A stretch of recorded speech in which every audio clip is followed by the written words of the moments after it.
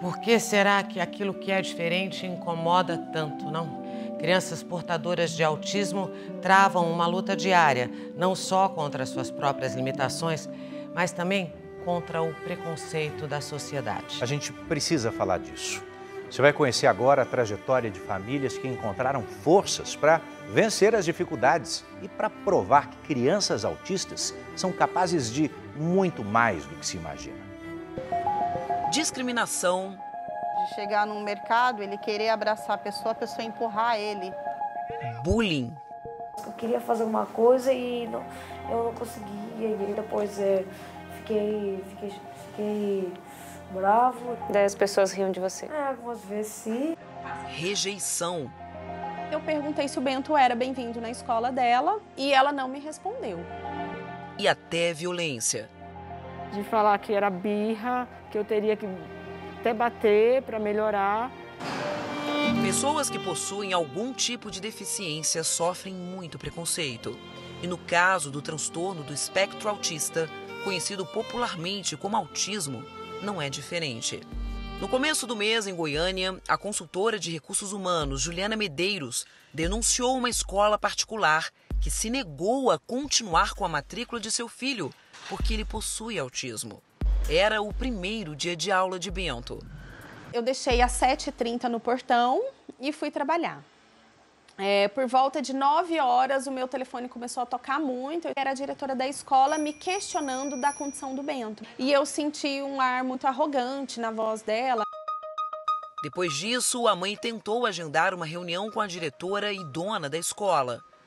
Eu fiz 12 tentativas de ligação e ela também não me atendeu. E aí, nesse momento, eu recebo a devolução do valor pago pela matrícula e logo em seguida veio a devolução da compra dos uniformes. Preconceito ou despreparo? Foi discriminação. Foi crime. Depois de registrar boletim de ocorrência em uma delegacia especializada, Juliana encontrou uma escola que acolheu o filho. Nós somos as vozes dessas crianças, né? Os pais, os responsáveis. Então, se não somos nós quem vamos atrás dos direitos deles... A Organização Mundial da Saúde considera que 1% da população tenha autismo. São 70 milhões de pessoas. No Brasil, estima-se que 2 milhões de pessoas de diferentes idades estejam dentro do espectro autista. Só que a maior parte dos adultos autistas provavelmente nem foi diagnosticada. O autismo, ele interfere nas habilidades verbais, né, de comunicação da criança, nas habilidades sociais, de interação social e nas habilidades comportamentais. E eles possuem uma variedade de sintomas e várias intensidades. O autismo costuma ser dividido pelos especialistas nos níveis leve, moderado e severo. O diagnóstico é clínico e não existe uma causa fixa ou exames que detectem a condição. Quando eu principalmente, né, que eu dou um diagnóstico de autismo, eu sei que é um momento muito difícil para a família. De acordo com o professor Celso Goios, com doutorado na área, existem alguns sinais logo nos primeiros anos de vida que podem indicar se uma criança é autista. Ela vai começar a apresentar, por exemplo, falta de contato visual. Ela vai começar a apresentar movimentos estereotipados, repetitivos, né? E, fundamentalmente, ela vai apresentar um atraso no desenvolvimento da fala. Josiane e Gustavo Boccoli, que vivem em Israel, notaram alguns desses sinais logo que o pequeno Gabriel nasceu. Mas o diagnóstico demorou 4 anos. Deram todos os nomes para o Gabi, nunca deram autismo. E mesmo depois da confirmação, os desafios eram diários. Eu queria colocar ele dentro do carro, ele não entrava. Eu queria depois tirar ele de dentro do carro, ele não saía. Eu só lembro de mim no chão, porque eu vivia no chão. No chão tentando fazer ele levantar, no chão tentando fazer ele não se machucar. Naquela época, os médicos não davam muitas esperanças a Josiane. Falaram para mim, né? Ele não vai falar, ele não vai te abraçar, ele não vai... E eu falava, ele não vai casar? Então ele não vai ter vida? Ele vai ser dependente de mim pro resto da vida? Cristiane sabe bem o que é isso. Rafael, diagnosticado há 5 anos como autista, desde criança, apresentava um comportamento diferente. Era muito difícil, assim, ele se concentrar nas coisas, era muito difícil ele começar uma coisa e terminar, né? Ele tinha muito essa coisa de começar a fazer e não terminar, ele ficava sempre no meio do caminho ali. Quando recebeu a confirmação de que o filho era autista, ela lembra que perdeu o chão. Primeiro foi aquele choque, né? Porque a gente nunca está preparado para receber um diagnóstico assim, né? Uma coisa que assusta, porém não é um bicho de 7 cabeças, né? E como a Abades abraçou essa causa da gente, né? Foi nos orientando. A presidente da Abades, Associação Brasileira de Assistência e Desenvolvimento Social, Rose Amorim, reforça a importância da perseverança quando a família recebe o diagnóstico do autismo ou de qualquer outro transtorno. Essa família precisa acreditar que ela não está sozinha, então ela precisa ser perseverante. Ela precisa perseverar quando ela tem um diagnóstico, acreditar nessa criança.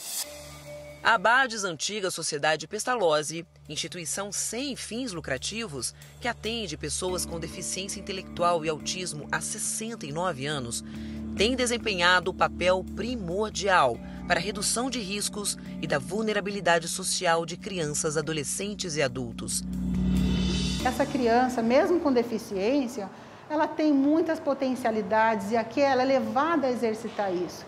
Essa família é empoderada também da sua condição, que ela pode, né, que ela deve acreditar na sua criança. A informação vence o preconceito. Preconceito que Lucineide sentiu bem de perto. A filha Paloma é autista e também chegou a ser discriminada na escola. Eu tive que brigar muito, falar, minha filha sim, ela pode ficar na escola, e eles falaram que não, que eu deixasse ela dentro de casa, de preferência trancada. Agora, Paloma recebe o apoio que precisa e, para a felicidade da mãe, a vida dela e de toda a família foi transformada. Na Abades, ela melhorou o comportamento, até a agressividade, a agitação. Hoje eu tenho uma filha totalmente diferente, que está conseguindo cada vez mais coisas, que consegue, sabe, me surpreender a cada dia. Além de Paloma, Gabriel também surpreendeu os pais ao lutar para vencer. A gente começou a ensinar ele que Deus era uma pessoa, que ele poderia conversar com Deus e que Deus estava com ele em qualquer lugar. Quando a gente falava para ele, Gabi, está escrito que tudo é possível que crê. Ele falou, então tá bom, então eu quero estudar naquela escola, então eu quero fazer isso. O Gabi, ele é hoje o que ele quer ser. Gabriel se inspira no pai, ex-jogador de futebol, um dos atletas mais conhecidos de Israel, considerado o melhor jogador de sua temporada no país. E Gabriel já tem um sonho. É ser jogador. Ele não mede esforços para atingir seus objetivos. Eu tô focado também no meu sonho. Tô focado no que eu quero fazer. Não significa que eu não posso ser normal. E mesmo diante das dificuldades, ele descobriu aonde buscar forças.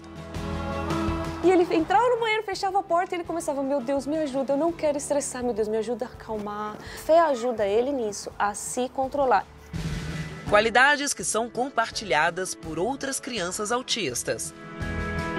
Eu vejo um potencial muito grande dela, um amor muito grande a estar na escola, de aprender do jeitinho dela, mas ela tem esse desejo muito grande.